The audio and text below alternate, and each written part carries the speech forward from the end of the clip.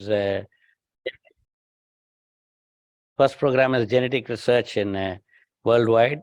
We hope, can you see who are all logged in?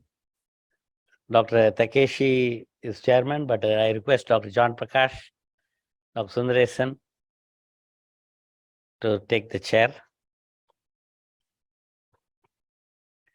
Can you check who are all online? Can I have a floating mic? Good morning. Good morning, Takeshi. Good morning. Yeah, so you are doing the session online with the chairman for the session. Welcome. We have Dr. John Prakash and I see Calvin Pang. Dr. John Prakash and I see Calvin Pang. yeah. What happened to the no signal? Yeah. Yes. So again, what's the problem? Yeah. Okay, Dr. Calvin Pang. Good morning. Morning. Good morning. So Takeshi, you are the chairman for this session, the genetic research worldwide, and we have Dr. John Prakash and Dr. Good morning. Sundaresan here, chairing and helping you. So you can start the session, Takeshi. Okay, thank you very much. So the first session, number one, is genetic research worldwide. The first speaker is Professor Janie Wiggs. She's the professor of ophthalmology at the Harvard Medical School. She's the international leader of the glaucoma consortium called the Neighborhood Consortium, which runs its operation worldwide. She has been awarded the member of the National Academy in 2018, and the same year, Arvo David Epstein Award. And this year, 2022, in Arvo, Weinfeld Award was awarded. And I had the honor to listen to this lecture this year at Arvo. Let's welcome Dr. Wiggs' presentation, the International Consortia Providing the Next Milestone of Research Data.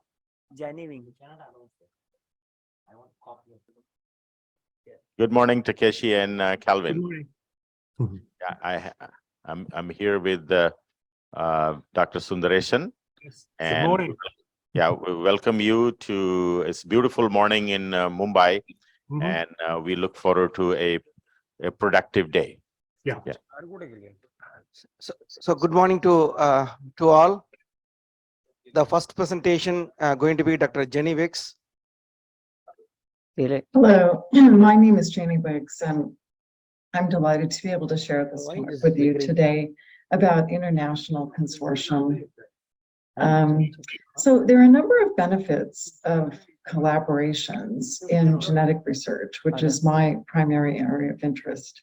So collaborations can lead to shared resources, which provide larger data sets. It can bring additional expertise into your study.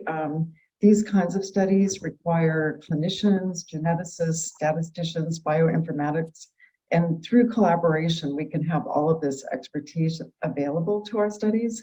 And also there's an opportunity to be able to carry out these studies in special populations. So I'm going to show you 3 examples today of how international collaborations have really benefited the kind of work that we do in understanding the genetics of glaucoma. So first of all, I just want to present this slide, which is a power calculation for genome-wide association studies. So one of the first things that we set out to do in our work is to do a genome-wide association study for primary open-angle glaucoma. But as you can see, given the relative genetic risk that we look at in these kinds of studies, we need very large sample sizes on the order of thousands of individuals in order to have the statistical power that we need to carry out this work.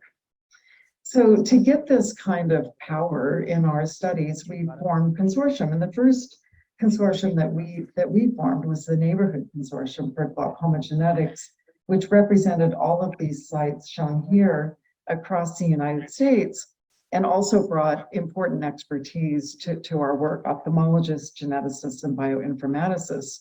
And through this work, we collected about 4,000 primary open-angle glaucoma cases and many thousands of controls, and were able to discover at the time 3 new loci for primary open-angle glaucoma, and had this really nice opportunity to publish in Nature Genetics.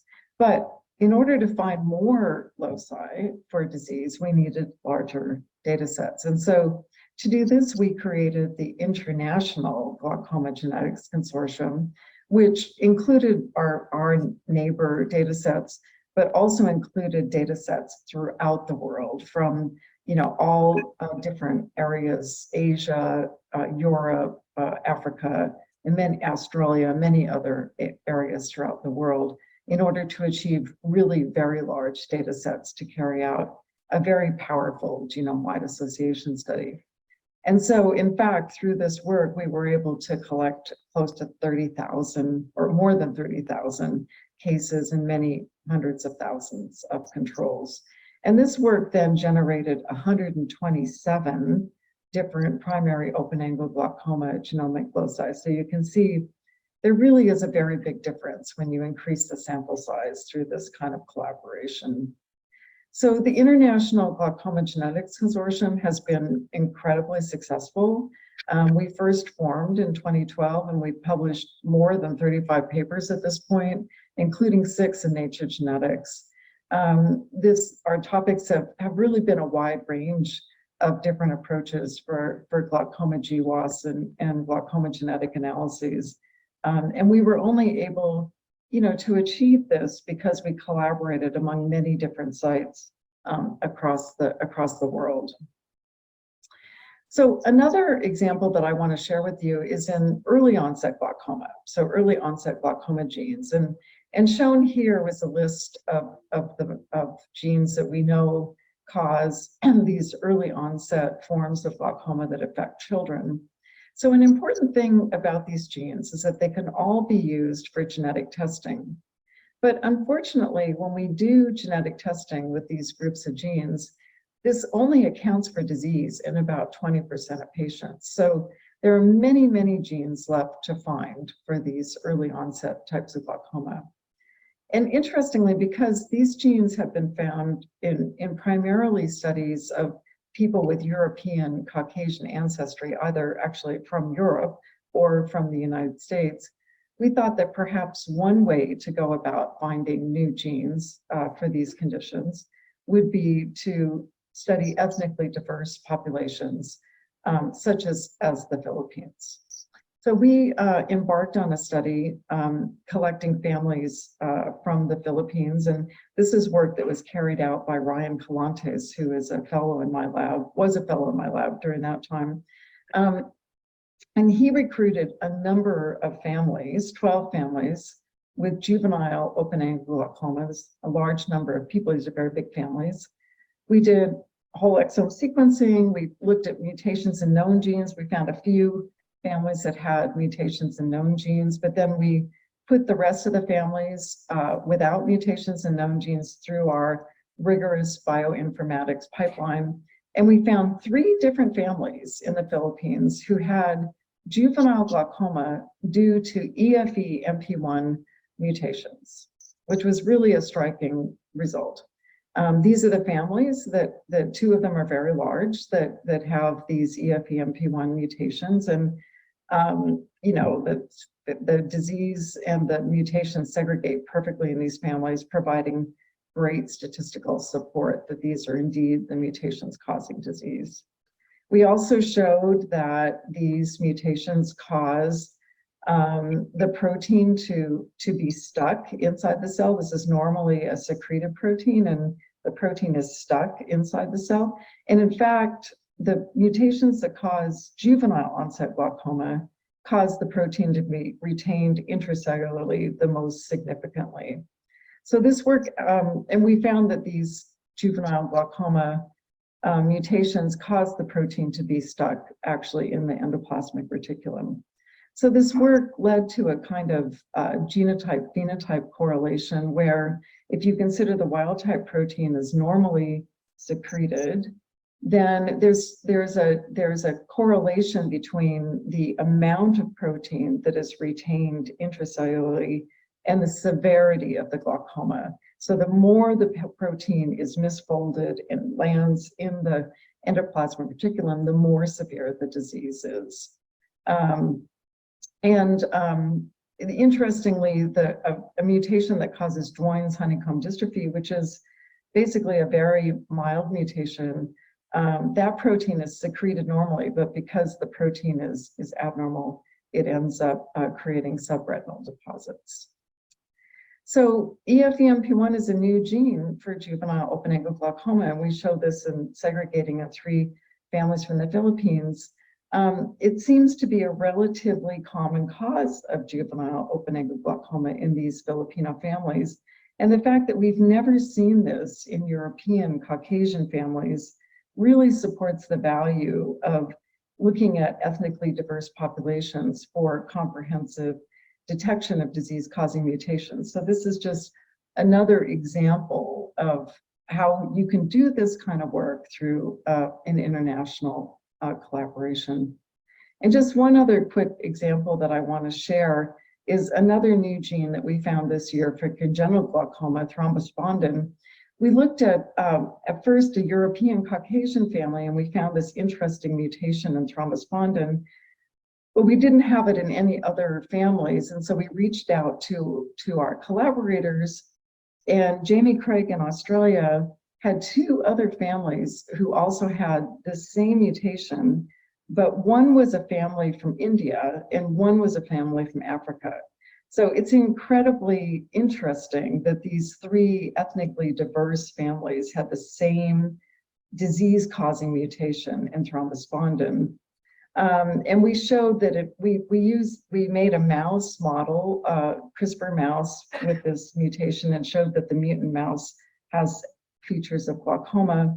And also the mutation causes the protein to accumulate in the trabecular meshwork in the mouse, which is what causes the pressure then to go up. So another, opportunity where we would not have been able to have done that work if we weren't able to access these families internationally through our international collaborators.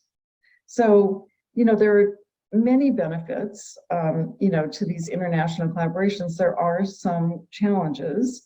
Certainly communication can be a challenge, although these days, with Zoom and conference calls and so forth, it's very easy to navigate across all these different time zones that we need to work through.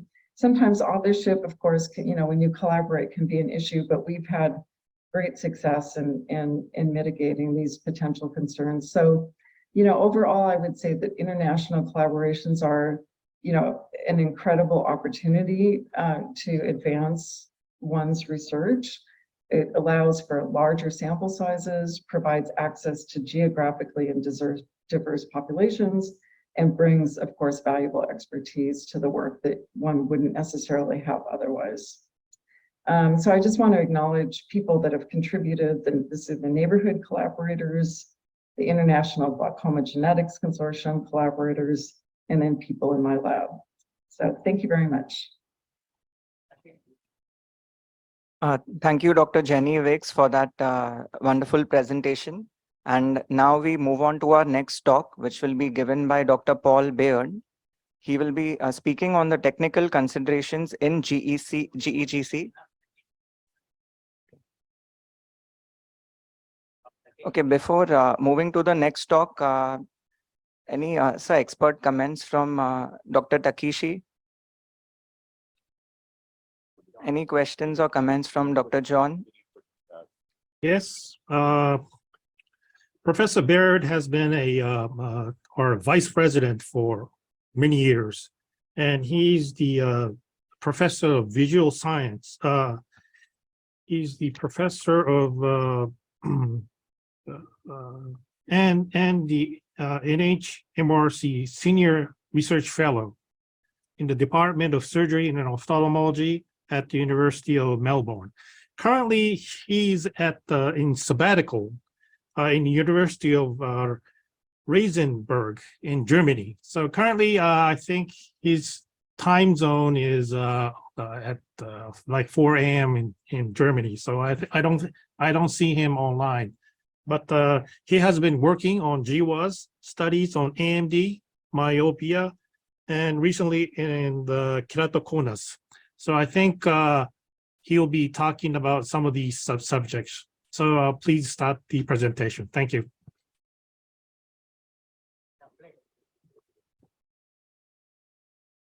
Hello, my name is Paul Baird, and I'm very pleased to be talking to you today at the first international conference of the Global Eye Genetics Consortium.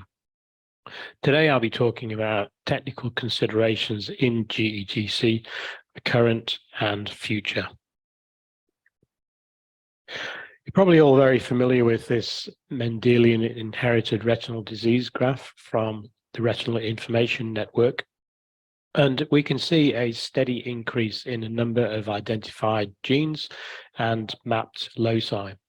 And currently these are at 281 genes identified and 317 genes and loci identified from October 2022. But most of these findings are based on European samples. And so we're reaching a point where we have potentially plateaued in terms of identifying new genes.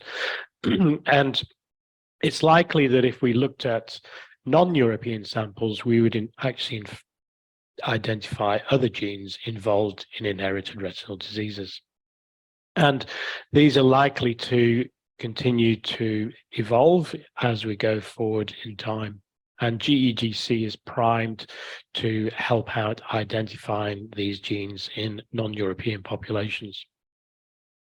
So we could envisage that a plateauing of genes if we keep going with European populations, or potentially an increase in genes identified as we move into other populations. But of course, this is still conjecture at this time. If we go beyond Europeans, the question is, why do we need to do this? And as I've mentioned, that most studies have been based on Europeans, and so therefore there's actually an underrepresentation of other ethnic groups from around the world. So we don't have a lot of information on Asians, Middle Eastern, African populations. And certainly we know that the Indo-Asia Pacific regions is one of the most diverse regions of the world. And in the next 20 to 30 years, it will actually have probably the most people with an eye disease compared to the rest of the world. So this is an important consideration when we think about non-European populations. And of course, we're actually missing a lot of information on inherited retinal diseases in terms of their differential association of risk, how they may be treated, or at least prompt new treatments, whether there are specific treatments in certain subpopulations, and it may actually help explain some of the disease mechanisms of how these genes confer disease within retinal disease. And it may also identify or allow subtyping of disease as well. So if we want to set up a study where we've never actually set up a study before, there's a number of considerations that we need to make. Firstly, do we have ethics to undertake this study? And if not, then can we obtain them locally, or would we obtain them from some other national or international entity? And of course, we wouldn't be able to start the study until we had ethics to do this. Another important consideration is in terms of the resources and the funding. So obviously, if there's a lack of resources, then that will limit what we can do, or potentially not allow us to start at all. And of course, the better off we are in terms of resourcing and funding, then the more we can do within confines of our particular country. Also, we need to consider what samples we'd like to collect. We'd also like to look at whether we can collect pedigrees accurately from family members. We'd like to know their demographics, their clinical information. We may also want to undertake imaging or photographs, or even electrophysiological measurements, depending on what interests or what resources we have. And then, of course, we need to consider what kind of samples we would collect. Is it just observational, or would we actually collect some blood or urine or saliva samples, which could be used for potentially biochemistry, nucleic acid analysis, such as DNA and sequencing, or at least looking at gene probes? And are we interested in proteins and immune factors? Again, once we start collecting samples, we run into the issue of how we store these samples and how many samples we actually have. And we need to consider whether these samples can be stored at 4 degrees or -20 or -80. And again, each of these considerations will impact on what we can and cannot do. Also, what kind of equipment do we have? Is all the equipment around that we want, or are we lacking certain key components of equipment? And we also need to consider whether we can actually share the biological samples and also share any data that we've collected on particular patients. And of course, this is an important consideration because it impacts on whether we actually have to do the analysis or keep everything in-house, or it can actually be sent somewhere else. Again, if we're considering data, there's different types of data, and I'll just touch on the two main types. So firstly, we have structured data, which is typically relational. It might be something to do with a particular clinical measure, something that you could record in an Excel spreadsheet, a particular genotype, or even an expression level of a particular gene. And the next type of data is unstructured data, which actually refers to non-relational data. It might have something to do with handwritten clinical notes, images, audio, or videos. So for instance, on this particular OCT image, we have some aberrations in the layers of the retina. So how would we actually record this and compute the data for analysis down the track? Also, we have to consider the kind of structure that we have in terms of collecting samples.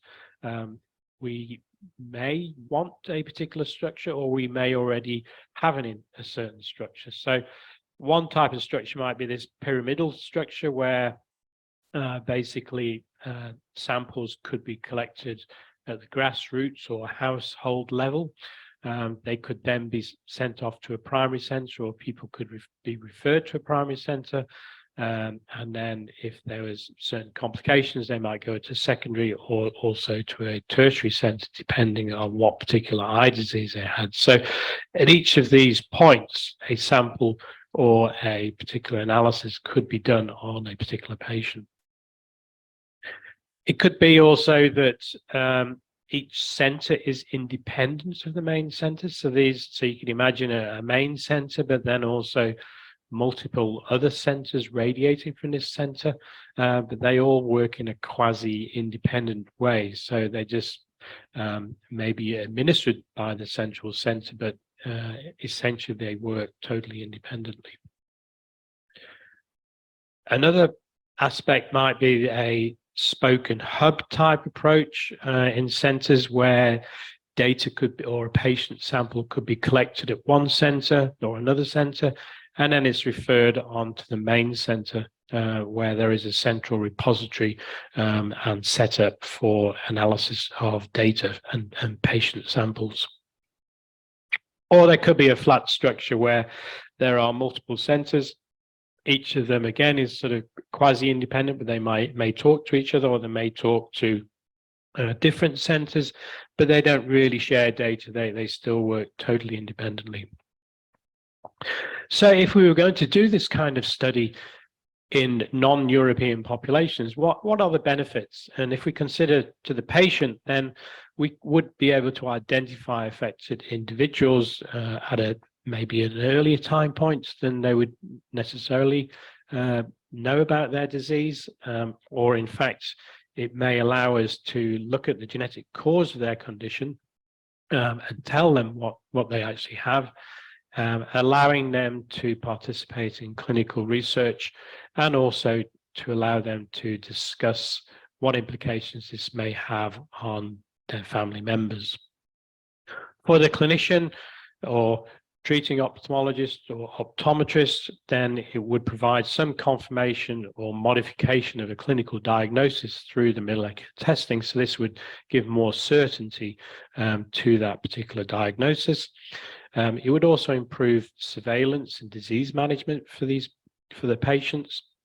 And also there is the opportunity then to offer genetic counseling to the patients, and also the impact on whether they were going to have families or not.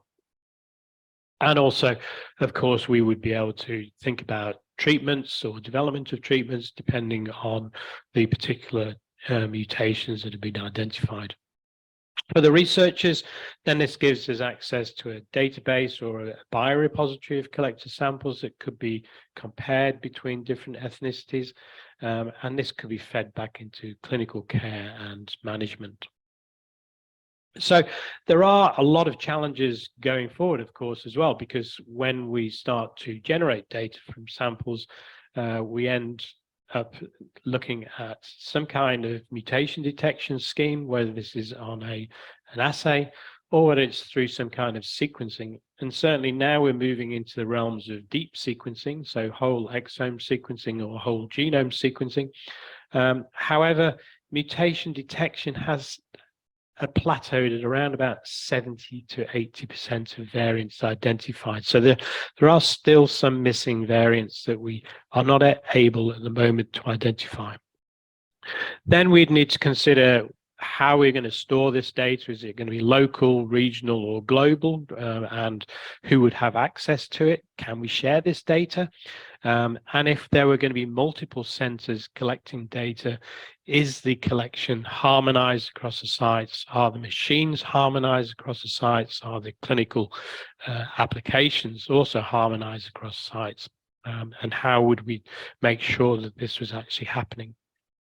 And also we'd like to think about what would happen in terms of whether the analysis was going to be done in-house or whether this was going to be totally outsourced. And now we need to consider data regulations within that particular country and what can and cannot be shared with other participants and other interested entities. So I'll end there, and I'd thank you for your listening to this particular presentation. Thank you, Dr. Paul Baird. Hello, on the my insight. name's Paul Baird, and Thank you very much, Paul. Because he's not online, Takeshi. yes, I'll introduce the next speaker. I'd like to, it's an honor to introduce the next speaker, the Professor Calvin Pang. Calvin Pang is a professor of the visual science and the director of Shantou International Eye Center in Chinese University of Hong Kong. He is the biggest figure in Asia and throughout the world. And he has been working on not just specific diseases, but all the eye diseases, especially in genetics. And he has published hundreds of papers throughout these years. So I'd like to welcome him. The title of his talk is the Association of Genes, Polymorphisms, and Lifestyles with Anisometropia in Children. Please, Professor Pang. Thank you very much, Professor Walter Takashi, for your very kind introduction. In fact, it's my honor to work with you, Takashi, and with John and with Paul on GEGC, and particularly this morning, of course, we're all grateful and appreciate our great friend, Professor Natarajan, and the team for organizing and conducting this fantastic, tremendous first conference of GEGC. It's a wonderful privilege for me. So I must apologize that I cannot be with you. And then your great friend, Dr. John Prakash, had accepted my apologies. And he knows I've tried very hard to come. Actually, before COVID 19, I used to visit India at least once every 2 years, right? Because I have so many friends in India and so many teachers in India in ophthalmology that I have to learn. Dr. Sangha is there, and of course, Professor Kumar is my teacher in genetics. So Takashi, for any work that I have done in eye genetics, all attributed to Professor Kumar. Right? And of course, Suba in Hyderabad, and many friends and teachers, and in Chennai and Bangalore and New Delhi, and Professor Asa, of course. Right? So I really feel sorry that I can't be with you. I am not allowed to leave by the university at this stage of COVID, right? Probably because they think that I'm coming of age. But still, the rules and regulations should be loosened, and then definitely, I would try to come to India as soon as possible to learn from you all. So this morning, let me share the screen for this talk. Share screen. I can't share the screen. Oh yes, I can do that. Do you see that the screen now? Let me see. Is it there? John, is my slideshow there? Good, wonderful. Yes, sir. Thanks very much. So this morning, I'm very honored to, on one hand, chair this meeting with Takashi, and also to share with you one of the projects in our area of children eye genetics. Right? So based on the Hong Kong children eye genetics, I'm very glad to share with you some of our data on anisometropia. Right? Some data have been submitted, some are still unpublished, so it's very new. So for anisometropia, we think about myopia, which is essentially just an elongation of eyeball, is essentially. And then in anisometropia, we have one more phenomenon, that is the unequal or asymmetric growth of the eyeball. It could be a simple phenomenon. You could have just, a transcription factor going out of the way that, you could have this elongation of the eyeball. On the other hand, you could have very complicated pathophysiology and mechanisms. And in fact, we know that the complications and mechanism of myopia are extremely complicated. We have good reason to do myopia research, and of course now anisometropia in Hong Kong, because it's so prevalent. Based on our most recent data, that's 2 years ago, that more than 1/3 of our 8-year-olds are myopic, let alone the other university students. So we really have to do myopia research, very urgent, very serious matter among Chinese children in Hong Kong. And I understand, of course, in all other major cities in the world, say in India. I know that it is a very urgent and serious health matter for us to look into. So it's not just anisometropia, it's the significant anisometropia that's our attention. We define it as having an interocular difference, IOD, of spherical equivalent greater than 1/2 as significant anisometropia.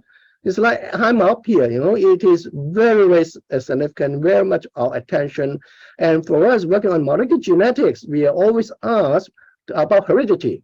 But we know that genetics and heredity are two different things. Of course, they overlap a lot. But still, there is such a great, concern, particularly for parents.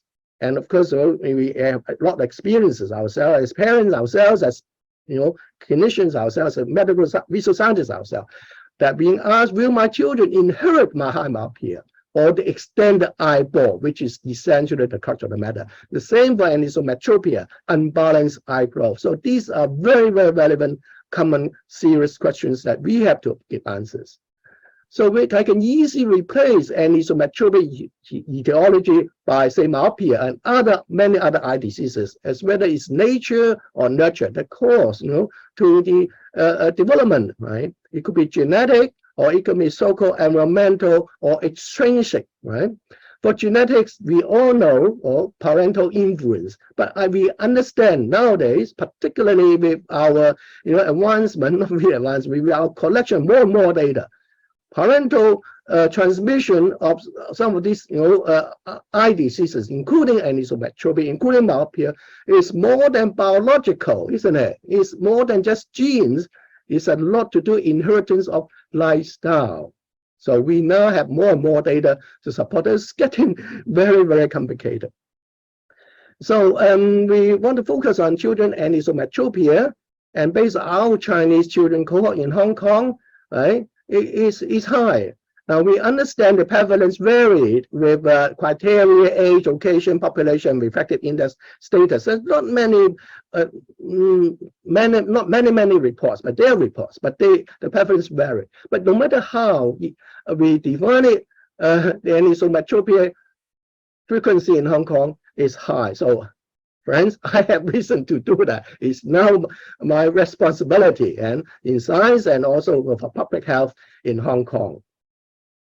And there's a very nice paper by a Chinese group a few years back in our US who talking about the risk factors, and a very, very nice summary.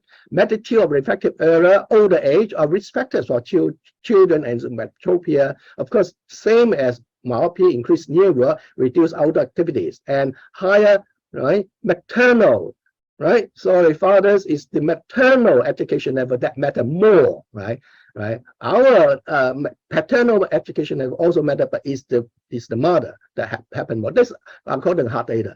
But when we come to anisometropia, how about the genetic background? Right? I purposely put a question mark here. It's still a lot to answer. It's still a lot to do. Now we go back to myopia itself, or refractive error. Right now, we have more than 400 genetic loci associated with refractive error, and one of the biggest meta-analysis is published late last year. Right? It's all there. And then come back to anisometropia itself, we understand there are co-occurrence in families and trims, and the higher hereditary for refraction, total refraction in trim. So it's all there. However, there's still a need to specifically population-based genetic association of anisometropia that we really have to do. And I want to encourage my friends, to focus on that. This is unsymmetrical eyeball growth. Right? So the basis of our work in Hong Kong is the Hong Kong Children Eye Study, which is population-based cohort of the whole of Hong Kong, supported by CHK Jockey Club funding. So since 2015, it's still going on now. That's why I'm now in my office, but then in my clinic, in the clinic downstairs, still a lot of visitors, children there. So every Saturday and Sunday since 2015, every Sunday or Saturday, we invite 100 children, 6 to 9, so and their parents to come, right, for whole day with us. Or each primary will stay about 2 or 3 hours. So up to now, we have studied more than 40,000 children, more than 80,000 parents. Essentially, there are 3 parts of their visit. One is the comprehensive ocular investigation by ophthalmologists, and we conducted with optometrists the complete ophthalmic investigations, including OCT. And of course, we collect samples, essentially blood samples. And recently, we are starting microbiology. So these are the samples that we've been collecting, and very detailed questionnaires that are administered by nurses to talking to the parents themselves. So each one spent an hour going through 350 questions, standardized questions on their lifestyles, including parental knowledge, attitude of children's diseases, parenting style, food and drink allergy, AD, attention deficit, mental health, and deprivation index. So fairly comprehensive, exhaustive, questionnaire about lifestyle. So focus on anisometropia. So we take common criteria used in reported studies to define the spherical equivalent SE anisometropia with IOD of more than 1D, and then a axial length anisometropia of more than 0.3 millimeters. Right? So the first study on the genetic of anisometropia in our children cohort is a very simple one, candidate study based on our own data on myopia, children myopia over the last 2 or 3 years, right? Based on data, we have 8 SNPs, right? Either association with fast progression and different severities of children myopia, and or with crucial ocular development and adult myopia. So they're all very strong association in these 8 SNPs that we have taken for this first part of the study, or first step, the candidate SNP analysis. So this anisometropia cohort is a bit more than 1,000, based from the population base from the population-based Hong Kong children eye study, and then we have the baseline, and then now we are completed for 3-year follow-up of these children. So we have the baseline and the 3-year follow-up.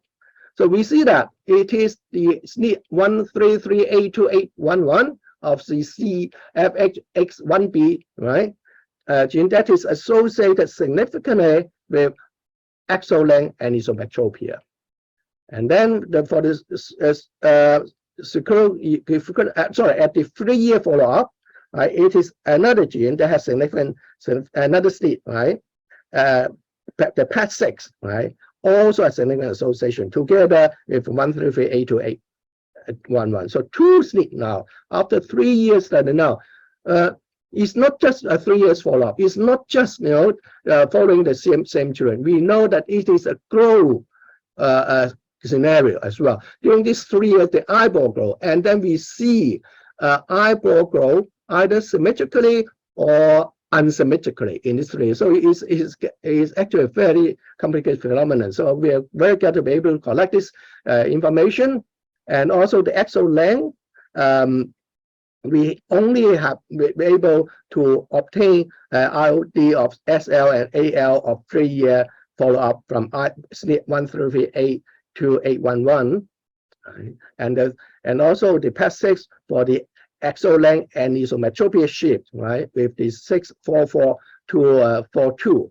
So these are the data we have collected. We've met a lot of other data. So this what we have just written up and submitted, but still not published, still under review. And apart from that, we also, of course, we do this sort of John Watt type analysis, and then the CI, the confidence interval, they shoot up 4.5-fold, right, with John genotype, and for the SD and isometropia shift and the axo length and isometropia, we could shoot up to more than 6-fold. So with all this and other data, we made a conclusion that we could confirm in our Chinese cohort, right, these 2 SNPs are novel susceptible variants for anisometropia, monomyopia, right? And they are function well more on the isometric axo length elongation, and the joint effect, right, will shoot up, the height, shoot up the wrist cell, right? And because of this data, we find evidence that anisometropia does have a genetic background on this unsymmetrical, eye growth in this student cohort after a 3-year follow-up. Then we move to we started this about a year ago. It's still going on. The second part of the study, the GWAS. So we have conducted GWAS on this, right? And then we conducted principal component analysis. So it is less than 900 children that we're able to conduct GWAS, also based on the baseline and the 3-year follow-up. So we found 2 SNPs in 2 loci with sort of GWAS significant, p-value, and then others, many others, right, with sort of a bit less significance, right? And so based on baseline, so we have these 9 SNPs, right, that are the maximum, the most also association is over there now. And then at 3 years follow-up, we found 2 SNPs in 1 loci, right, and different ones, right, and a bit less in for the lower, significance, p 10 to -5. So again, we found 2 SNPs, right, with GWAS significance on the 3-year follow-up, right?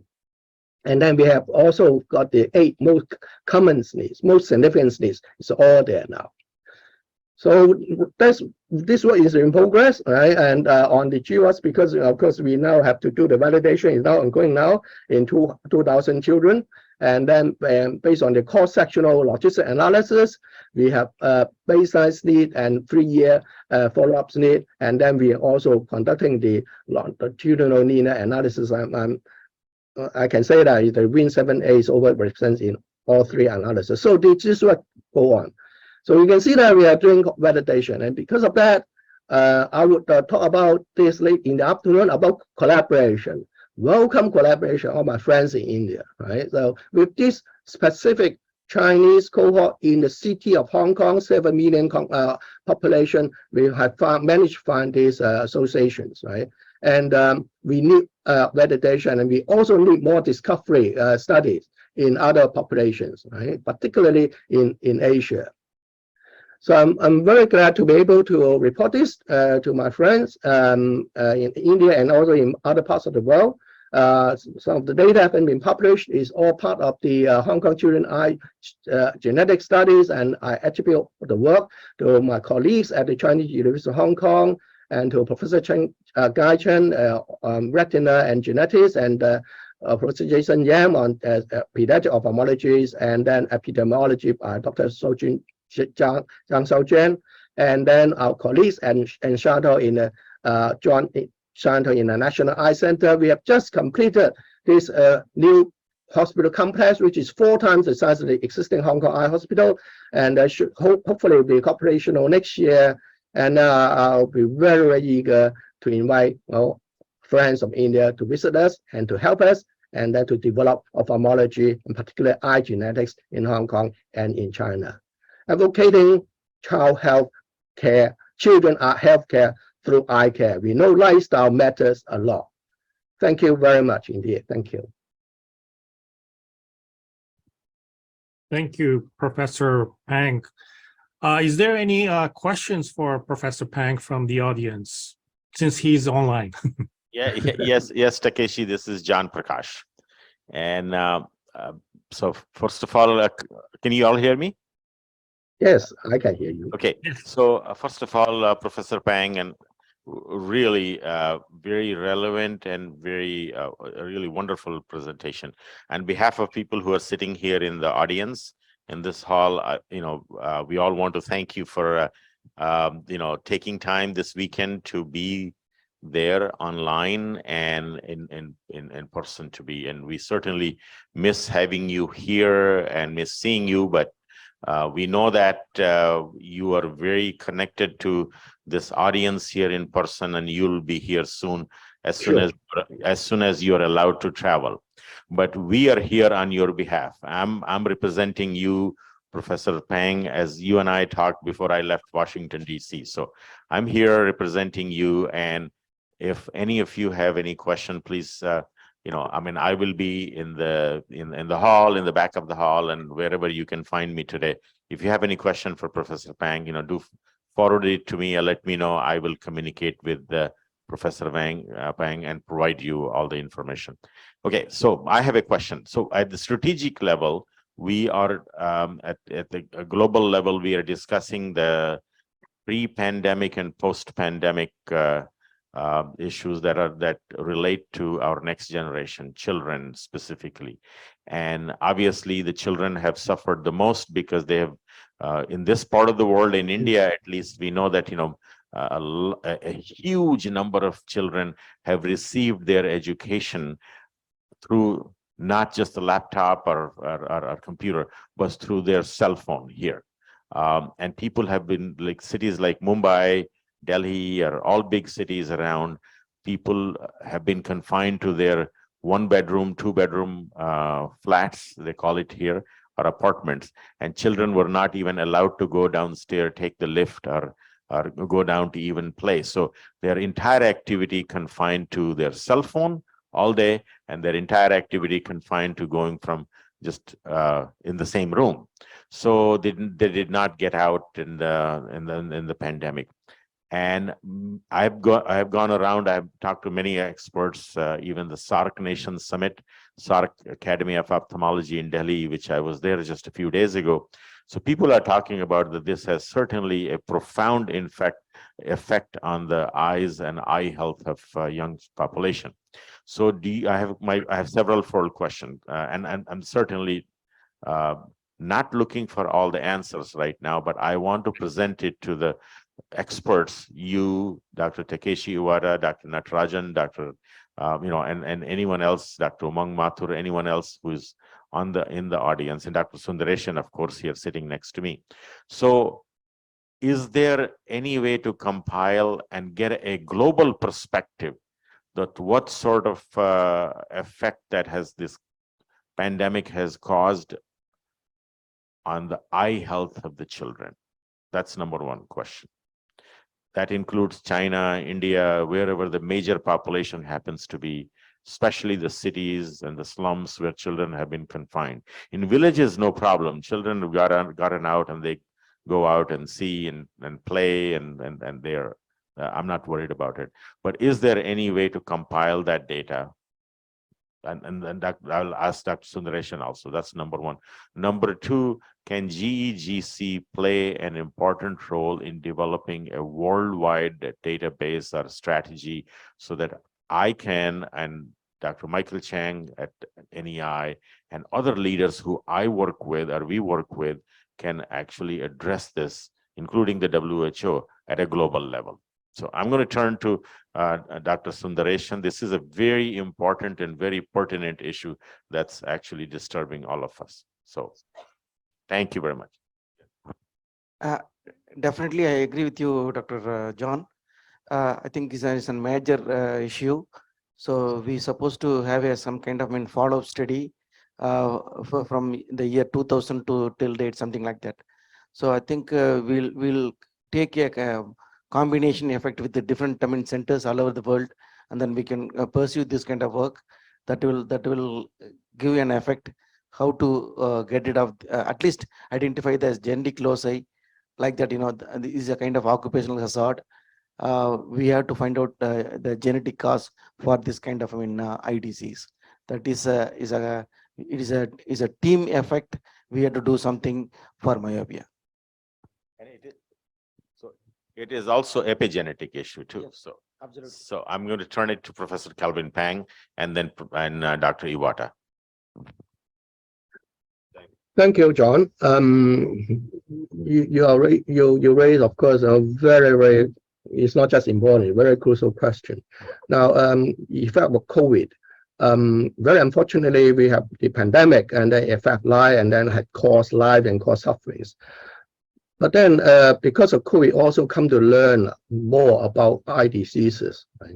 Now, for example, in Hong Kong, in our children's eye study, we have published actually, last year, data of children develop more myopia during just 8 months in the COVID time. Because our children's study started before COVID, so we have data from the same group of children, right? And also is population based, so that's clear. And then, of course, other parts of the world also have similar reports, although maybe slightly smaller or slightly different sort of protocol, but essentially, definitely, right? It is affecting children's eyes vision, right? And we don't like myopia because myopia itself can be corrected in a sense in the refractive error, but then we know the eyeball cannot be corrected.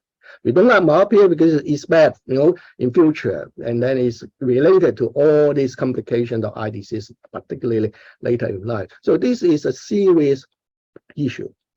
Then the effect of COVID, John mentioned about screen time and then watching this TV, not TV now, the screen. Essentially, it's near work and also lack of outdoor activities. So these are the two factors, right? That again we have good epidemiological data to show it. Right? So we do know the big picture, but I think what we need now is more studies, more data. Right? I'm glad that in my group we have published some protocols that can be used for reference, but then we need more data in different parts of the world. For example, say even among Asians, right? John and Sundar, we have to admit that Asians are very varied in our ethnicity, right? And even our environment, I'll come back to that later in the afternoon, right? That there are a lot of very important, interesting, features, external, internal factors that we can, correlate and study. But then we need more data, and then this is, of course, GEGC can help, under the leadership of John Prakash, and also with support by Mike Shen, the NEI director. We have to do more work.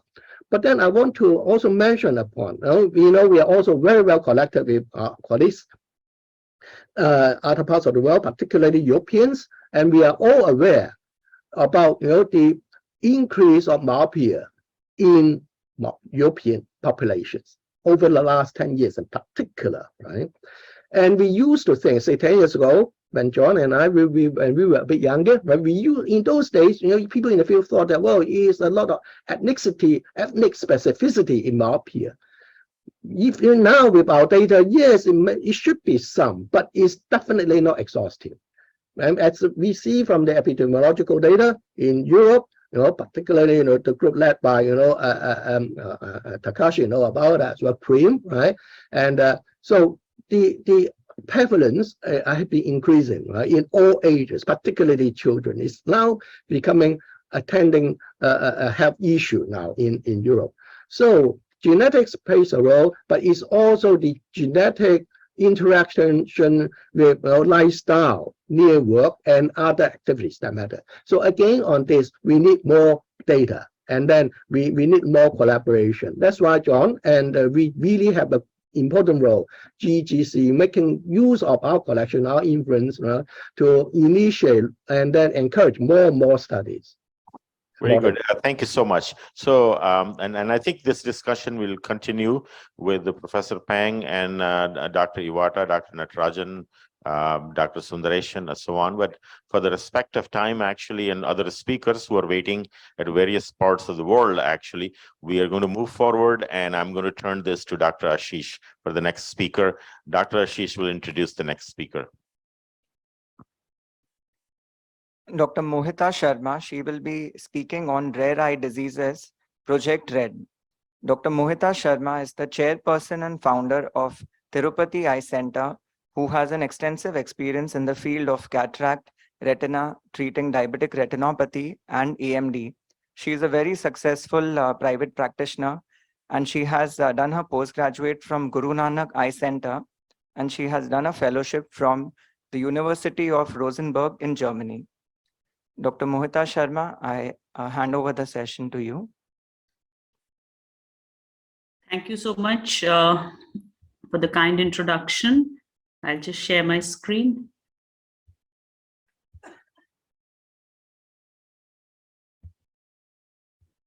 I hope my screen is visible.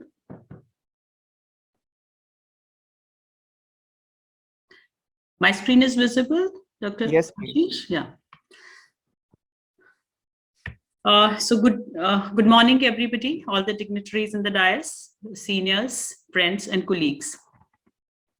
Apart from the introduction that Dr. Ashish just mentioned, I would first and foremost like to say that today, when I'm presenting this talk, I'm representing a society called Women Ophthalmologists Society, which is an organization which has been in India for the last 7 years, and it has today 2,500 members.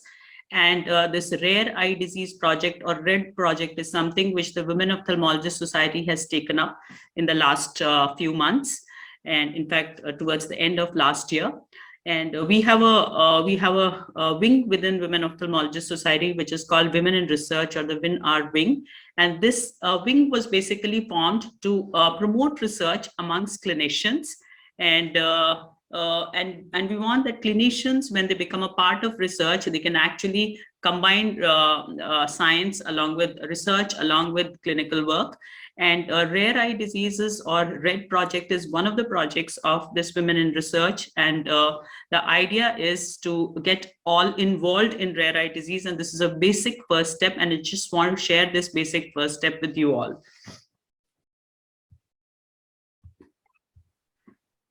So first of all, what is the need to study rare eye diseases? My presentation is more for general ophthalmologists. So you will find some parts which are very basic for you, but I thought this is important for all. We all come across patients who may be our near and dear ones, who may be our patients, whom we find that there is no proper diagnosis. And even if a diagnosis is made of a rare eye disease, we don't have any treatment. And these patients keep following up with us year after year, asking us as to whether there is any treatment, new treatment which has come. And they will often come up with questions like, doctor, has the new treatment come? Or doctor, I can go anywhere in the world, I can spend any amount of money, but I need treatment. And year after year, we keep giving them answers. And the answer is same. Something is in the experimental stage and something will definitely come. Please keep hope. And we keep giving them consolation. So, so time has come that now these consolations of ours should actually translate into actual treatment or something which we can offer to our patients.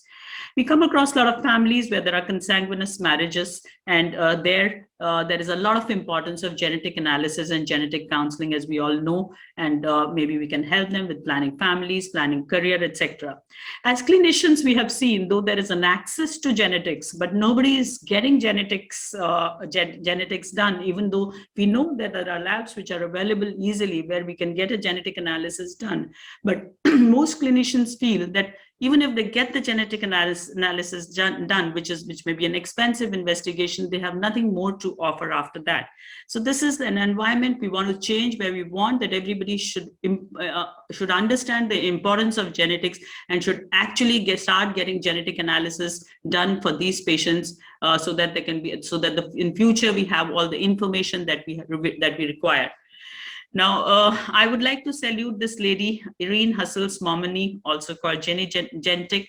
She envisioned the fusion of ophthalmology with medical genetics, and is the founder of, we all know her as founder of Johns Hopkins Center for Hereditary Eye Diseases, who trained several fellows. And there were 30,000 patients of rare eye diseases whom she managed and diagnosed. And she said that every red is a piece of mysterious puzzle in ophthalmology, and she put the pieces together. And she started the International Genetics Society also, and she initiated a chain reaction for understanding genetics. So very, very thankful to her. We want more and more such people to come, and I think GEGC is one such organization which is really taking it forwards. So in our rare eye diseases, this is the So as I was saying, there is a stepwise approach which we need to follow in rare eye diseases. Step 1 being red diagnosis and knowledge of syndromes. Step 2 being genetic tests. Step 3 being registries. Step 4 being genetic counseling. And step 5 being genetic and other treatment. So these are the registries, or step 3 is something which Rare Eye Disease Project or RED Project is all about.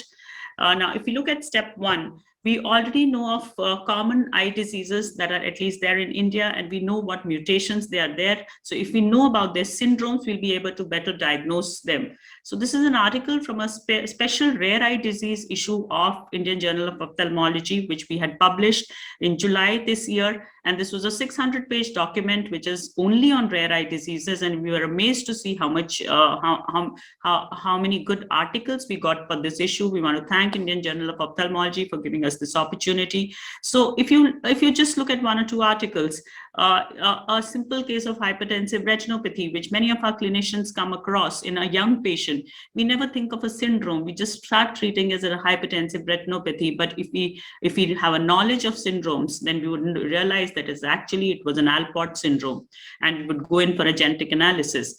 Secondly, another case where it was a Sjogren-Larsen syndrome. But if we just look at the retinal picture, we would not even think of a syndrome. But if we look at the patient in totality, we would realize it was actually a syndrome.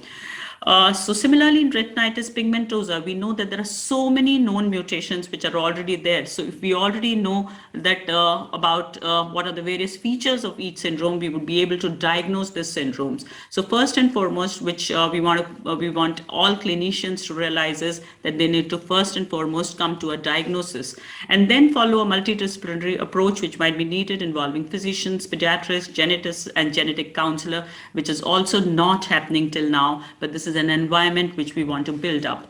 Step 2 is genetic tests, which should become an integral part of the diagnosis. And many times the question asked is, why do I do these genetic tests? So these are our answers to all our clinicians. One, if you know the mutations, you would at least make a diagnosis. Secondly, there is a risk to the first-degree relatives where they can also get their genetic tests done, and they can do their career and family planning. Thirdly, gene therapy is now coming, and we all know that gene therapy is already becoming available, and hence if we are already ready with the patients who need these gene therapy, it will be a big boon to them. Fourthly, clinical trials are going on, so identification of mutations can help direct to the relevant clinical trials. And last but not the least, genetic counseling is something which would always be useful. So so if we do the genetic tests and we are able to find the known mutations, we will be able to make diagnosis, which would help in research and treatment. So these are some of the diseases which we had just jotted down, where we said we already know these mutations, so why not do these genetic tests?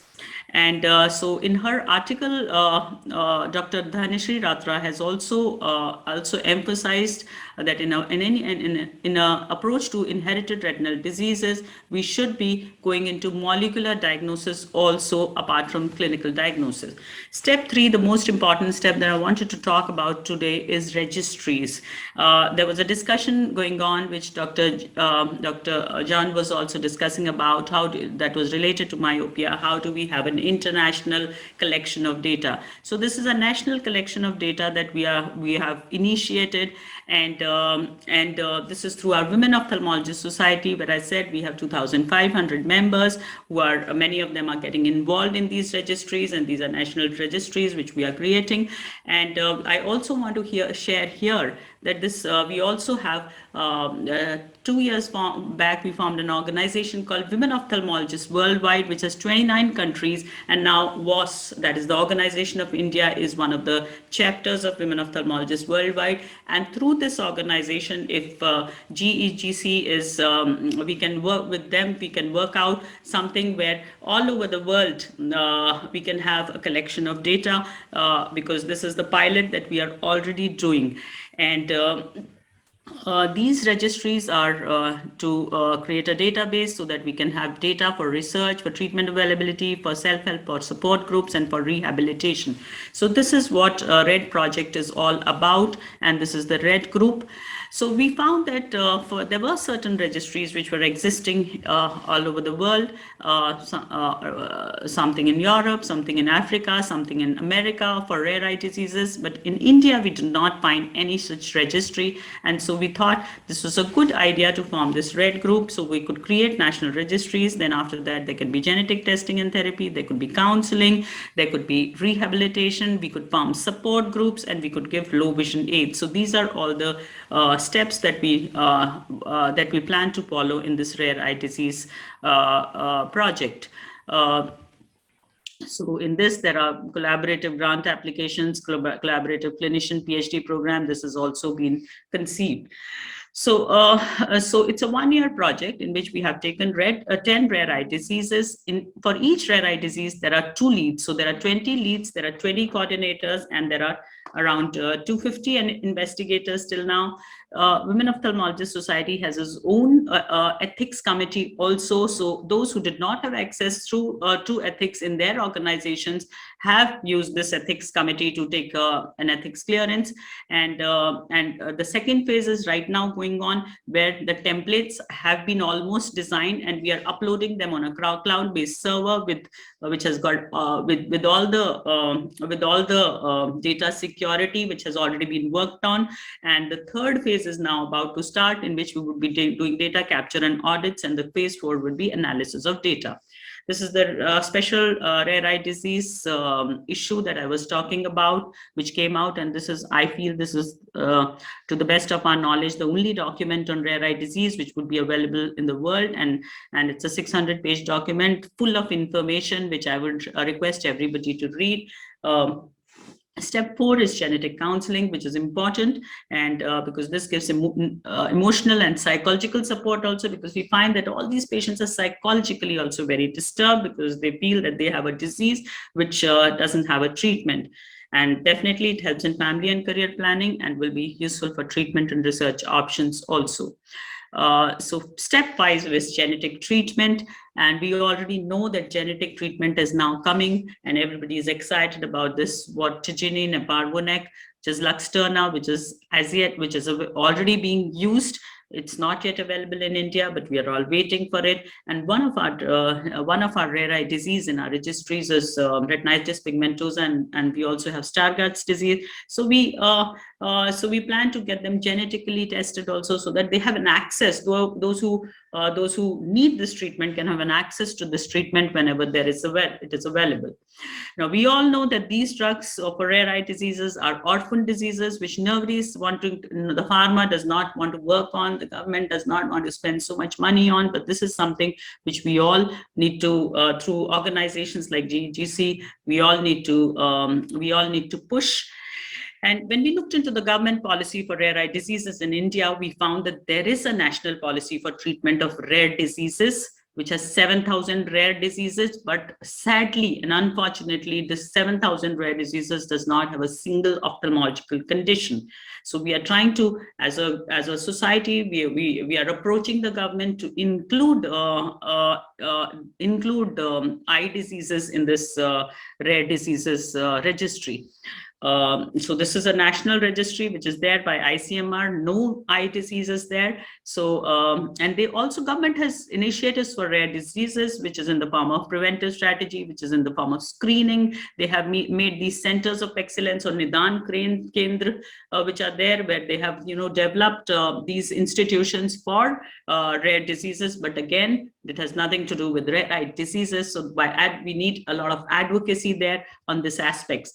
Government is also giving funding for rare diseases in India, a 5 crore for procurement of equipment in these centers of excellence, and a financial support of up to 20 lakhs for a patient for one treatment. But nobody is aware about it. Now, unless we are aware about it, how can we give this treatment? And so that is what the message that we are trying to spread also. So finally, the action plan for rare eye disease project is to have more tertiary care eye care centers which have a capacity for diagnosis, to make national registries. There should be public-private sector partnership to make genetic testing more affordable. There should be periodic expert group meetings. In fact, we have planned one in January in India, which is through All India Ophthalmological Society and Women Ophthalmologist Society. They're collaborating for an expert group meeting on this.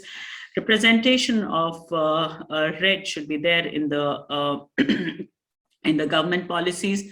There should be biorepositories to collect and store red tissue. We should have a lot of focus, which we all know, on gene therapy, on repurposing of drugs and use of biosimilars, because it takes a lot to discover a new drug. Reduction in custom duties on import of medicines, increasing public awareness, and creating a consortium of RED, which would have stakeholders, where the stakeholders would be patients, caregivers, ophthalmologists, genetists, industry personnel, philanthropists, and policy makers. So finally, my last slide, finding the unknown. Manpower required for discovering the world of genetics is sparse. We have an estimated 22,000 genes, and we have over 6,000 single gene disorders and complex diseases, but the causative mutations have been identified in fewer than 4,000 genes. So a lot of work is needed on this aspect. Thank you so much. Thank you, Dr. Magid Sharma. I think it's an excellent presentation. I think you made an awareness to the ophthalmologist. A lot of review articles. I mean, the special issue already published through Indian Journal of Ophthalmology. I think I aware about this, and I think you made a kind of eye-opening session to why not we concentrate on the rare diseases.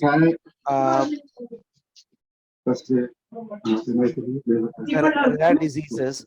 I think the government is ready to fund for or we can able to create for the Center of Excellence, COE, or the treatment for the rare kind of diseases. You made that kind of awareness to the ophthalmologists and researchers.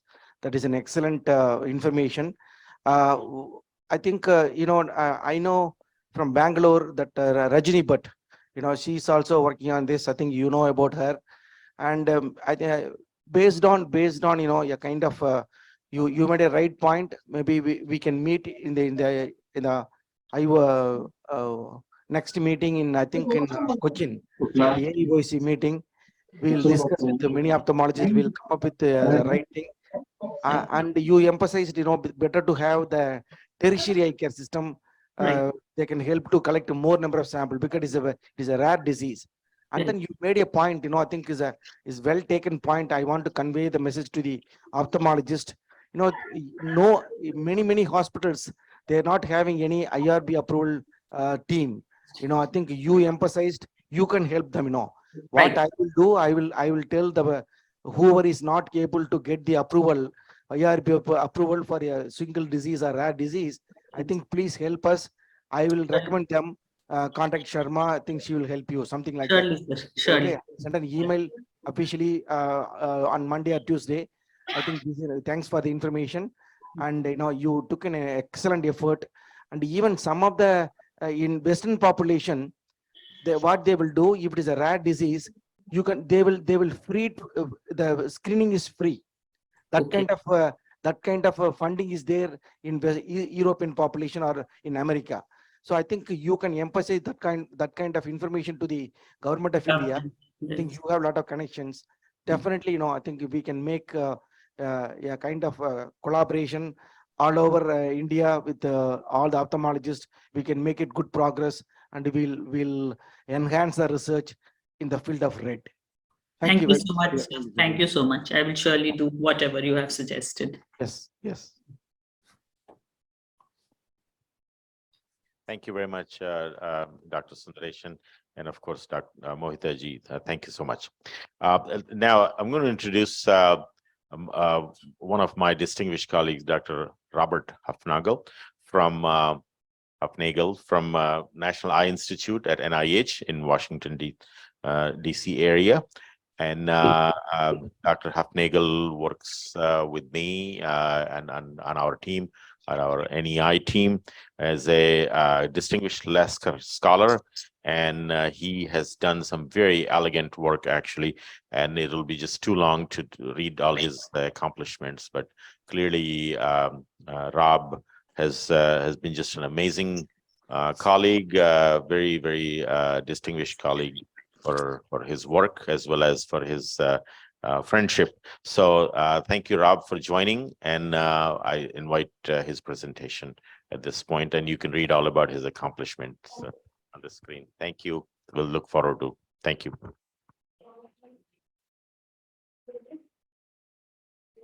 Organizers of the first international conference for the Global Eye Genetics Consortium for the opportunity to present about the clinical genome resource, or ClinGen, specifically about the work that's being done by the Ocular Clinical Domain Working Group. And I'm very pleased to be able to present on everyone's behalf. The goal of ClinGen is to aggregate genomic and health data from patients, from clinics, from clinical laboratories, and from the published literature to better understand the relationship between genes and the diseases that they cause, as well as to more accurately classify variants to understand whether they are benign or pathogenic, thereby resolving a great amount of uncertainty we have about whether variants can cause genetic disease in our patients. The Ocular Clinical Domain Working Group is made up of multiple panels, and like other domain working groups across ClinGen that are present for a variety of specialties across medical genetics, that we're trying to understand the validity of published gene disease associations, as well as coming up with gene-specific variant classification guidelines to help us better understand these variants. These are the members of the executive committee of the Ocular Clinical Domain Working Group, which was founded by Dr. Janie Wiggs and Dr. Brian Mansfield, and is currently co-chaired by Dr. Janie Wiggs and myself, with our two coordinators, Christy Lee and Emily Place. And as you can see, we have a diverse group of individuals from eye genetics across the globe, including those in the clinic, in clinical labs, genetic counseling, ophthalmology and medical genetics, as well as basic science and foundations for patients and patient care. This is a list and a global depiction of all the members of the clinical ocular domain working group, which includes 124 members from 49 institutions and 14 countries. And as you can see, while we have worldwide representation, there are major areas of the world where we lack participation, including Asia, South America, and Africa. We hope to be able to expand our global inclusion of experts from around the world to help with these very important efforts, as I'll show you in a moment.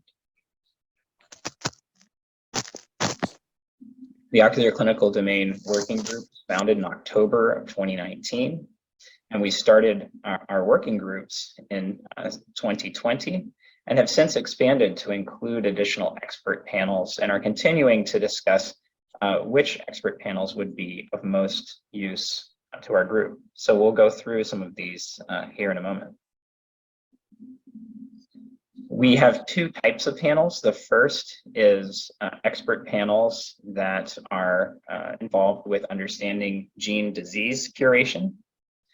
And first, we define the working groups and the plan to curate the literature for known disease-gene relationships. And so far, our two groups for glaucoma and neuro-ophthalmology and for retina are both in the implementation stage and are publishing these gene curations to the ClinGen website where they're publicly available. Our variant curation expert panels are at various stages. First, we define the working group and the plans, and two of our newest working groups for variant curation, where we're defining the gene-specific guidelines for understanding disease association of variants for anterior segment disorders, as well as for the ABCA4 gene. Then we develop variant classification rules, as is being done now for the X-linked retinal dystrophy VSEP. Then those rules are piloted and tested over a certain number of variants to ensure that they are valid. And this is currently in process for the Leber congenital amaurosis VSEP and the optic atrophy VSEP. And then finally, these are implemented and we submit the variant classifications to ClinVar, a public repository for variant classifications by clinical labs and the published literature that are often used as the standard for variant classification. Here's the structure of our ClinGen ocular domain working groups. I showed the executive committee earlier, and we have two larger groups, the glaucoma neuro-ophthalmology group and the retina group. And each has a gene curation expert panel, as I mentioned earlier, as well as several variant curation expert panels. Let's take a look at the work of the glaucoma variant curation expert panel, which is currently in the implementation phase. The glaucoma variant curation expert panel is chaired by Dr. Emmanuel Souzeau and Dr. Andrew Kowalski, and again is made up of a contingent of diverse practitioners of genetics, ophthalmology, genetic counseling, and laboratory sciences, as well as patient foundations. And these are represented from multiple continents. The full approval was in the fall of 2021. And again, these variant curations are placed in the ClinVar public repository. And they recently completed the curation for the myocillin gene. What's important to note is that while these go into ClinVar, those that are coming into ClinVar from ClinGen carry a special tag in the ClinVar database. And this is an FDA recognized tag that only to date, the ClinGen variant curations carry this FDA approval for the variant classification. These are held as the highest standard for variants in ClinGen and ClinVar. And earlier this year, the published the specification of variant curation gene or MYOC, and these are the same standards as the ACMG MP variant curation guidelines that were published in 2015. So these are specific variant curation guidelines for the myocillin gene in this case.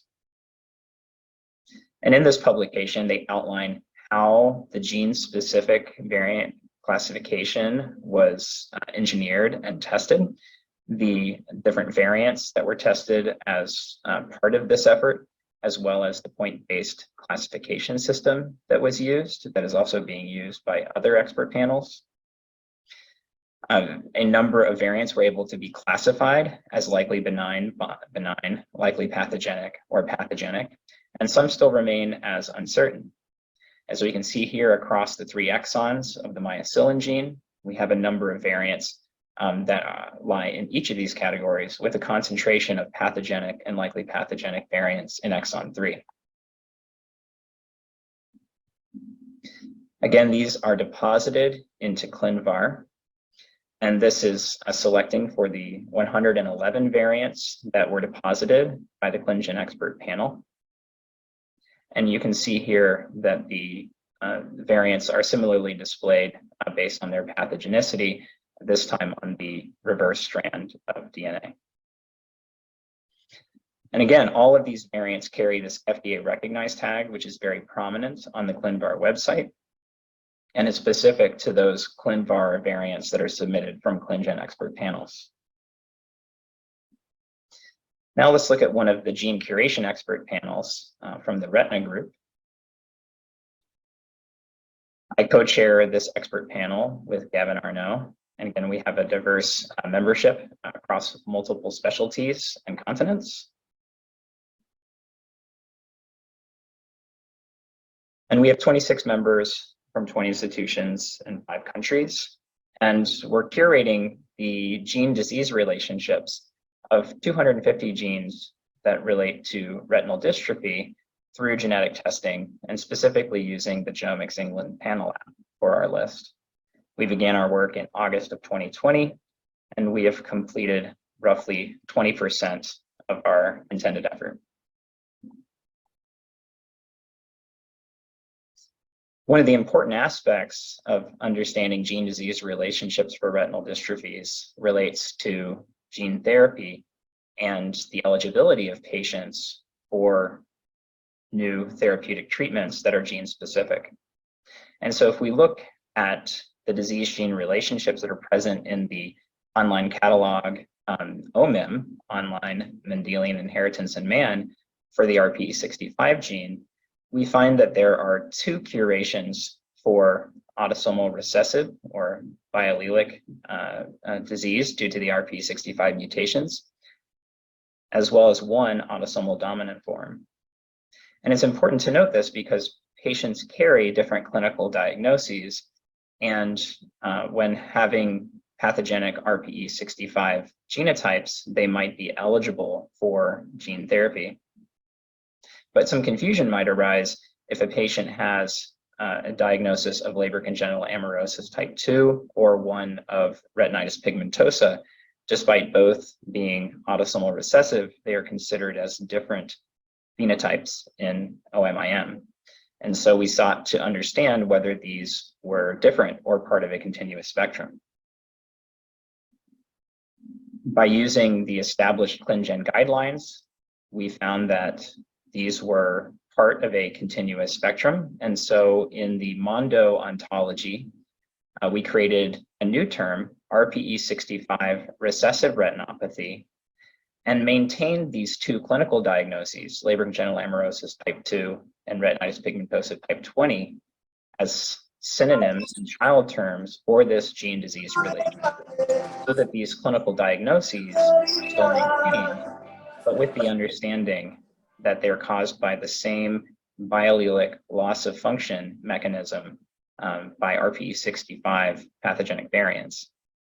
And we maintained separately the autosomal dominant form and gave it the term RPE65 related dominant retinopathy. And we repeat this process for other genes that cause ret. And to date, we've published 41 different gene disease relationships online. You can find these on the ClinGen website. And for many of these, we've used a similar approach, using a gene-first nomenclature, such as CNGA3 related retinopathy or CAPN5 related vitreoretinopathy, to better capture the gene disease spectrum while still maintaining the original clinical diagnoses that are associated with these variants within the curations and within the mondo ontologies. I hope I've conveyed the importance of ClinGen in the modern genetic landscape and the importance of taking this opportunity to curate the literature to better refine our understanding of gene-disease relationships and gene-specific variant curation, and the benefits that this will have for patients, clinicians, laboratories, and researchers. And so I'd like to take the opportunity to thank our volunteers for the Ocular Clinical Domain Working Group, as well as ClinGen leadership and Christy Lee at the University of North Carolina, Chapel Hill. I'd also like to thank our funding partners that will enable us to have sustainability, including the National Eye Institute that has funded 2 U24 grants, one for the Labor Genital Amaurosis and Early Onset Retinal Dystrophy Variant Curation Expert Panel, led by Dr. Jackie Duncan and Dr. Radha Ayagari, and also the X-linked Inherited Retinal Dystrophy Variant Curation Expert Panel with Dr. Ray Chen. We've also initiated an industry partnership with Janssen Pharmaceuticals, including for RPGR gene biocuration, as well as for central ClinGen funding through the NHGRI and NCI. And we would love to have the opportunity to expand our global and diverse group to those of you in the Global Eye Genetics Consortium. And so if you're interested in volunteering, please contact Christy Lee or myself, and we would very much enjoy your participation and efforts in giving a better understanding to global variant curation and to global rare eye disease. And with that, I thank you for your attention and hope you have a wonderful rest of this very important conference. Thank you. Hello. First and foremost, I would like to thank the organizers of the first. Thank you so much, Rob. I'm assuming he's not online, right? No. No, he's online. It's actually, it's 2 o'clock in the morning there, I guess. No, he's online. So, or 1 o'clock, actually. So, I think it really clearly opens the door, as Rob said. We would welcome at NEI, if you'd like to contact us for any participation, anything that, if you're interested. But looks like Rob is online, right? Oh, wonderful. So I'm going to turn it to Dr. Rob Hufnagel, and he's staying up in the middle of the night to actually be to become part of this. So Rob, we turn it to you, and you could, anyone can ask any questions. So thank you so much. Thank you, John. And it's only midnight here with the recent time change, so I'm okay. Has any question, Rob? Takeshi, are you online? Yes, Dr. Hufnagel, it was very nice meeting you at ARVO. Thank you for inviting me to the meetings. I think there was a significant discussion about the progress, and you were able to get the fundings from NEI, and it was and I see this global map that I think you shared at the ARVO meeting, that there's a lack of Southeast Asia and also the Africa and South America, which is the location that the GEG is trying to work on. So that my question will be, what kind of criteria is you're looking into to become a member of this curator for the ClinGens? That's a wonderful question, and yes, thank you so much for joining our meeting this past ARVO, and it's been great working with other GEGC members like Dr. Gavin Arnaud and others. And as you're pointing out, yes, Southeast Asia, Africa, and South America, we would love to have more participation. It really is a truly diverse group in terms of background and interests. And we do follow the ClinGen guidelines. So I think anybody who is interested, anybody who participates in rare eye disease research or clinical care at any level would be welcome to join us. And there's trainings available, and it's a very, very important, I think, learning experience for me. And I think others would very much enjoy participating. And we're very flexible as far as timing goes. We have Dr. Kaoru Fujinami from Japan, who joins our monthly meeting. So we make it work as best we can to accommodate those from around the world. But please do feel free, anyone, to reach out to me with any questions. Thank you. Thank you. So we next welcome Dr. Surbhi Kandaswamy. So Dr. Surbhi is currently working. Time actually, so thank you. If any, hold on a second. So if anyone has any question for Dr. Hufnagel, please just let me know. I'll be around in the audience. I'll be also available in the hall during the break. So any question, anybody would like to connect to Dr. Hufnagel, please let me know. Folks in the audience here, or send an email to Dr. Hufnagel. Okay. All right. Thank you, Rob, for staying up so late for us. Enjoy to children and Helix. And I'm going to turn to our co-chair moderator here, and we are going to move on to the next talk. So thanks again. Bye-bye.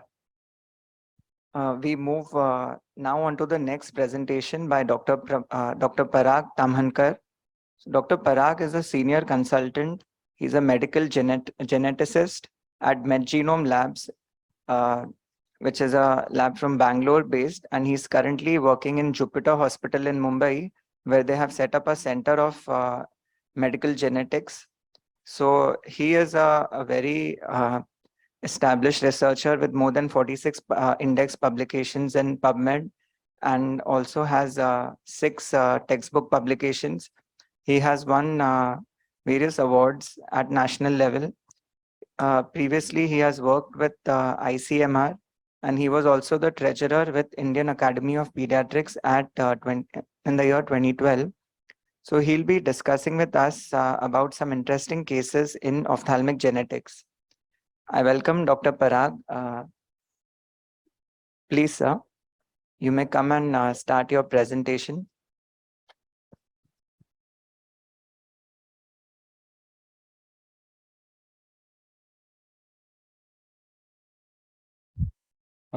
Thank you, sir, for the kind introduction.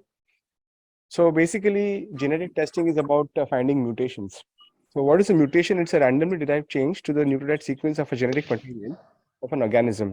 And it can arise because of copying errors in cell division, exposure to mutagens, radiation, viruses, or sometimes cellular processes such as hypermutation. So when we classify mutations, we classify based on location, where they may be there in the nuclear gene or in the mitochondrial gene. Or so basically, the entire genetic code is like a book. So the chromosomes are the chapters of the book, the genes are the pages, and whatever is written is a genetic code. So there may be problems in the chapters of the book. These are chromosome abnormalities, which may be problems in number or structure. Then you have point mutations. There may be spelling mistakes in a single letter or multiple letters, where there may be replacements of single letters. These are called as transitions or transversions, or deletions of certain letters, or duplications, or insertions. And certain diseases have trinucleotide repeat expansions, which means there may be repeats of letters to some normal extent, and when they are expanded beyond a particular limit of a number of repeats, they are disease causing. So basically, a genetic test uses DNA, RNA, or proteins and certain metabolites of a patient to detect heritable or genetic disease. So the basic tests that we talk about in genetic testing, if we have to detect the chromosomes, we do a karyotype. If you want to do parts of chromosomes, such as loci, certain specific loci, we do a FISH. Like for retinoblastoma, we do a FISH. Then there are microarrays, which we do for multiple deletions and duplication syndromes. These are copy number variants in different parts of the gene. And also for doing GWAS studies, like genome-wide association studies. And then there are single gene disorders, where there are problems not in the entire chromosome, but in certain genes, which may be there in the mitochondria, or maybe there in the nuclear genome. So there are tests called as Sanger sequencing, where we sequence each gene part by part or exon by exon, and next generation sequencing, where in a single chip, we sequence multiple exons or multiple genes at the same time. And there are deletion duplication analysis like MLPA, QFPCR, where we use probes to detect genes, exon deletions and duplications. And then our triple primary PCR tests, which are used to do for triplet expansion diseases. So what is different in them is the resolution of the mutation detected. So if you want to detect the entire chromosome deleted, duplicated, you use a karyotype. If you have to do a particular region of the chromosome, then you use a FISH or a microarray. Or if you want to do a particular letter missing or absent or extra, then we have to do a Sanger sequencing or NGS. So in the past 20 years, NGS has revolutionized medicine because the amount of data that is coming out to it and the amount of correlation of various diseases is constantly evolving. So basically, we have to consider that how good the data is. So basically, when we are doing a test, we have to cover the gene at least 100 to 200 times to get a sufficient confidence of diagnosis of mutation. So there are various panels that are available. So panels are basically genes, number of genes that are involved. So if you are detecting all the ophthalmic genes, around 700 genes are there. If you want to detect extra genes which may be there if there is a syndrome suspected. For example, in certain ocular syndromes, there may be non-ocular symptoms, and that's why we may need to do some extra genes. So if you want to cover all the genes which are having mutations and databases reported to different phenotypes which are there in OMIM, then there are around 8,000 genes. Then the entire exome is around 21,000 genes, and the entire mitochondria is around 37 kb. Then we have launched the latest new test, which is Exome Max, which covers more the non-translated regions. So there are around 47 MB. And then the whole genome, which is encompassing the entire 6 billion letters. So whatever mutation we get in these panels, we then validate by using Sanger sequencing. So Sanger sequencing is nothing but, if you see in this letter over here, these are letter by letter sequences. Okay. So from the letter by letter sequences, we have progressed a long way to come where we are seeing multiple genes at the same time. So when the variant comes out, we have to classify them either as pathogenic or likely pathogenic, which means they are definitely going to cause disease, or benign, which means it is or polymorphisms. These are variants which are present in normal people also, and that may not account for disease. And VOUS, which means a new variant which we are not able to classify because there is lack of evidence whether it is really going to cause disease, and then we require some extra evidence such as segregation pattern in the family, function analysis in cell cultures and in silico analysis tools, etc. So coming to the cases, so basically this was just in gist how we use genetic technology. So we will apply to these cases. Let us see how we apply to these some syndromic cases which we have seen. So this was one family which was presented to us with two male sibs. As you can see, they are both dysmorphic, and in addition to that, they had history of congenital glaucoma, which was detected in the first few months of life because they had large corneas and they had cloudy corneas. And iridectomy was done to reduce the intraocular pressure. So in both these male sibs, there was hypertelorism, which is increase in the distance between the eyes, epicanthic folds, which means a fold of skin in the inner canthus, elongated faces, large ears, squint, increased body hair, and thick eyebrows. To note, the mother had 9 spontaneous miscarriages. So in this, we have not just ocular syndrome. There is a glaucoma and there is extra ocular manifestation in the form of mental retardation and dysmorphic facial features. So we went for the basic test, which is a karyotype. So in such syndromes, the karyotype is having a diagnostic yield of only 3%, but it gives a good overview. And in this case also, we found the abnormal mutation, which is the chromosomal mutation. So in this, you can see the chromosome number 9 was large, and it looks that it has an extra some material at the top. So this extra material at the top is derived from chromosome 1. So this is an unbalanced translocation leading to partial trisomy of 1q.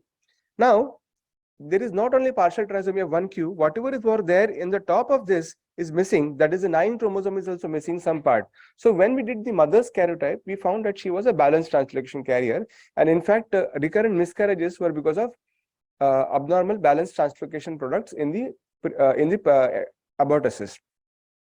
So in the mother is showing a translocation 1:9 with the breakpoints at 1q41, that is 41 band of the q arm of the 1 chromosome and p24 band of the 9 chromosome. So this was a reciprocal translocation. The mother did not have any disease because it was a balanced translocation. But in the baby, both the babies had partial monosomy 9p 24 to terminal in the p arm and partial trisomy 1q41 to terminal in the q arm of the chromosome 1. So we did a review of literature whether this is really the cause of ocular symptoms and the mental retardation. So we did find several case reports, but they were numbered, just about 30 to 40 cases. So the first case was published in 1985 by Chavez Carballo et al., where they found 9p to terminal monosomy, like in our case, and it was associated with trisomy 13q. Then in 1987, Katsushami et al. Published in Archives of Ophthalmology, similarly monosomy 9p as in our case, and another chromosome was involved, that is trisomy 2q. Then in 1992, Verbrack et al. Published a case which was very similar to us with monosomy 9p and trisomy 1q, which was both present in our cases. And in 2005, Korn et al. Published monosomy 9p23, which was present like in our case, and in 8q22. And in 2007, Saha et al. Published only a 9p22 deletion. It was an interstitial deletion which caused glaucoma. In 2008, Sakata et al. Published trisomy 13q with monosomy 9p. And in 2017, there was an interstitial deletion of 9p22. So all these cases were associated with glaucoma. And so you can see that the common factor in all these cases was 9p22 deletion, 9p22 to 9p terminal deletion, this part of the P arm of the chromosome. But there were many cases with this deletion without any glaucoma. So this is surprising. So in Christ et al. In 1999 published 24 patients with same deletion deleted with breakpoint 9p to 20, but none of them had congenital glaucoma. So this is because we feel that there is non-penetrance, as the previous speaker has mentioned, that the mutation may be present in certain cases, but there may be non-penetrance of the deletion. So then was it 1q duplication causative of the glaucoma? The answer is no, because some of the cases were also having 1q duplication, but there was no glaucoma. So the region, many patients had 1q duplication, but none of them had glaucoma. So as of now, no gene has been found to be in this region, despite so many cases has been reported. Nobody has found an exact gene which has caused the glaucoma, but we based on the literature of glaucoma and the genes of glaucoma, we probably feel that these genes could be causative. So there is a gene called as FOXD4 on 9p24, which is also called as forehead FOXD4, which is a winged helix transcription factor. It is just a single exon, and it is expressed in all tissues except brain, and there are no known human diseases. And there is RFX, the regulatory factor X, which is a winged helix transcription factor required for coelogenesis, expressed in brain, and no known human diseases. Then there is GLIS3 gene, which is, there are known human diseases, but there is a syndromic glaucoma. So what is a syndromic glaucoma? Not like our case, but completely different. And this is a recessive syndrome. So both the mutations were present in both the copies of this gene. And the patient had permanent neonatal diabetes, IUGR, congenital hypothyroidism, facial anomalies, hepatic fibrosis, and polycystic disease in addition to glaucoma. So this is called as NDH syndrome. So this was a recessive disease. Mind you, in our case, the mutation was a dominant mutation because both the 9p chromosomes were not involved. It is only one gene which was in one chromosome which was involved, and we feel that this absence of one gene leads to haploinsufficiency. Haploinsufficiency means insufficient of a single copy of the mutation of the gene. So coming to the next case, similarly in another child we found a Peters anomaly. So Peters anomaly is an anterior segment malformation where there is corneal opacity in the center. In addition to that, the child had right eye buphtalmos, and the iridotomy was done on the right eye, and also the child had mental retardation, epilepsy, and facial dysmorphism. So again, a case of syndromic glaucoma with anterior segment problems. We did a karyotype, and here we found a unusual result that there was a deletion of chromosome Q arm of the chromosome 21. The 21 chromosome is the smallest chromosome, and as you know, trisomy of 21 leads to Down syndrome. But this child did not have any Down syndrome features, but still the child had deletion of 21 chromosome. And this was a mosaic deletion, means all the cells did not have the deletion. 66% of the cells had deletion. And then we did a microarray.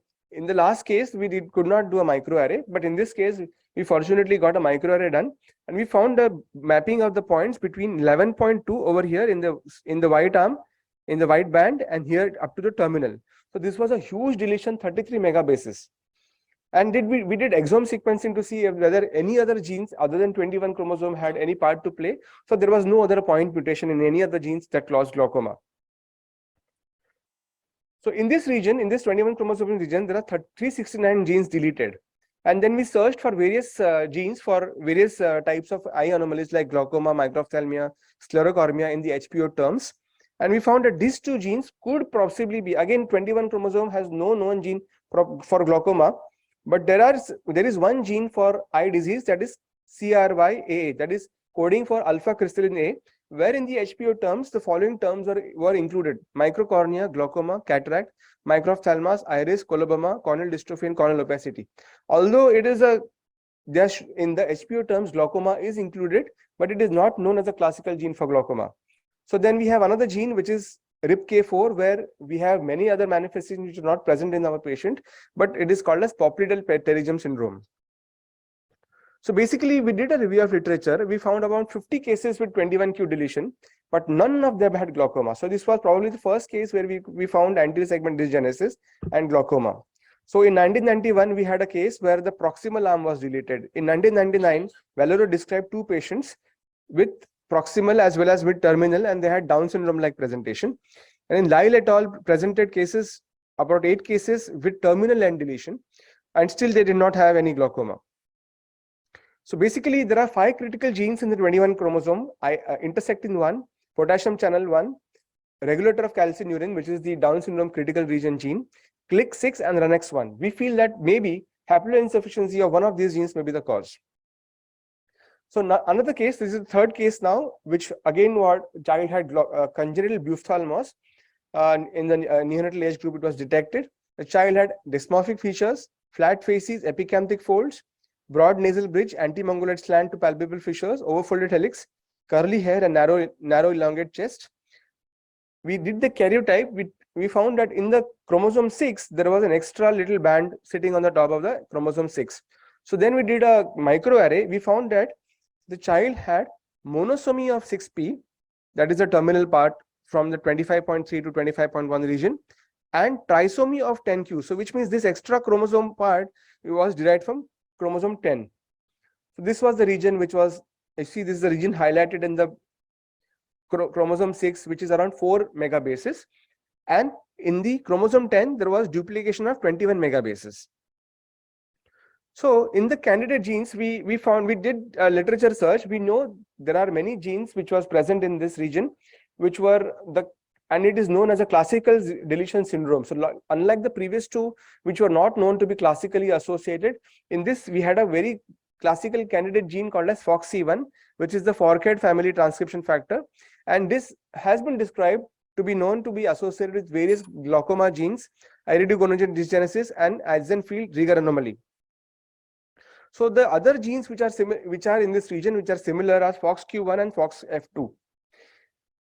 Then we did a review of literature. We found that there are about some cases which are reported, and in 1999, Davis et al. Reported, and it was classically called as Rieger syndrome. Then in 2004, they added other syndromic association with heart and kidney defects, and FOXC1 is proposed as a candidate gene. In 2005, they added some more features like Dandy-Walker. And in 2005, MacLean et al. Added another features like hydrocephalus, hypoplasia of cerebellum, brainstem, and corpus callosum. Then was the 10q region which was duplicated, any gene is involved? So there are 3 genes, but they're not so very well known. FGF to be associated with glaucoma. This is FGFR2, BUB3, and VAX1. So what is Axenfeld-Rieger anomaly? So Axenfeld-Rieger anomaly is a very well described syndrome where you have pupillary abnormalities. As you can see, there is choroidopia. Then there is polychoria, there is extra pupillary, extra hole in the iris. Then there is posterior embryotoxon. So this posterior embryotoxon is the Axenfeld defect, whereas the iris defects are called as Rieger syndrome. So in combination, you have Axenfeld-Rieger. And then there is glaucoma, because you can see there is iris strands bridging the chamber angle as seen on gonioscopy. So there are so when we did review of literature, there are many genes which are associated with anti-segment dysgenesis. So some of these genes are recessive, like FOXC3, peridoxadicin, CYP1B1, HMX1, 10M3, and solute carrier family 38. And there are some which are dominant, like PTX2, PTX3, PAX6, BEST1, and VSX1. If you see the genetics of glaucoma, then there are 2 broad categories. One is early onset, where the Mendelian forms dominate, where there are properly single genes which are single gene disorders are there, and then there is late onset glaucoma which occurs in adulthood, which is a complex disease, just like diabetes, where you don't have proper disease or mutations are there, but there are association studies. So what is the early onset form? You have the primary glaucoma or the secondary glaucoma. So primary glaucoma, which means there is congenital glaucoma or juvenile open angle glaucoma, and secondary glaucoma, you have various connective tissue disorders, acquired conditions, or ocular anomalies. So the genes for primary congenital glaucoma are CYP-B1, LTBP2, and TEC gene. And genes for juvenile open angle glaucoma, myocilin-1, tank binding kinase, optineurin. And genes for various ocular anomalies are FOXC1, as I said, which is there in 6q chromosome, PITX2, PAX6, and CPAM-D8. So, and in the complex diseases, which is the late onset glaucoma, you have primary open angle glaucoma, primary angular closure glaucoma, and secondary glaucoma. So there are multiple genes and multiple studies, but none of them are having more than 5% or predominance. So you can see in the late onset glaucoma, you do not get a proper mutation in not more than 3 to 5% cases. You have most of them are having no classical mutations. So in summary, we saw some syndromes of glaucoma where we could diagnose on the basic by doing a basic test, which is the karyotype. And of course, and after doing the karyotype, which we find an abnormality, we are characterizing the mutation using microarray and exomes. And in rare cases like these, when we find such cases, we can do a mapping of the new genes, and haplosufficiency of these genes lead to problems. So genetic counseling is very important for these diseases. Thank you.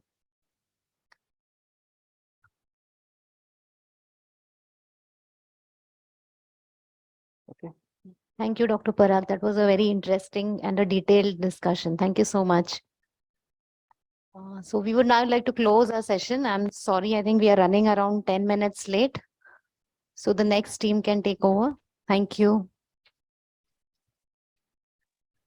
So thank you so much. Thank you, sir. Requesting Dr. John to please give memento to Dr. Parag.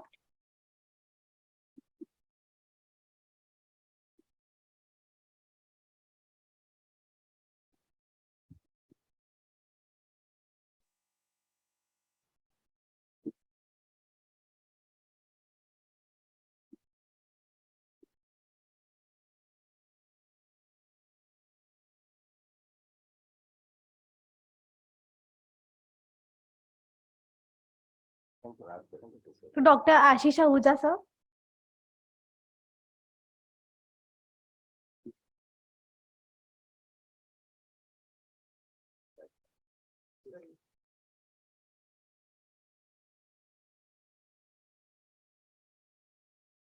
And to Dr. Meenu.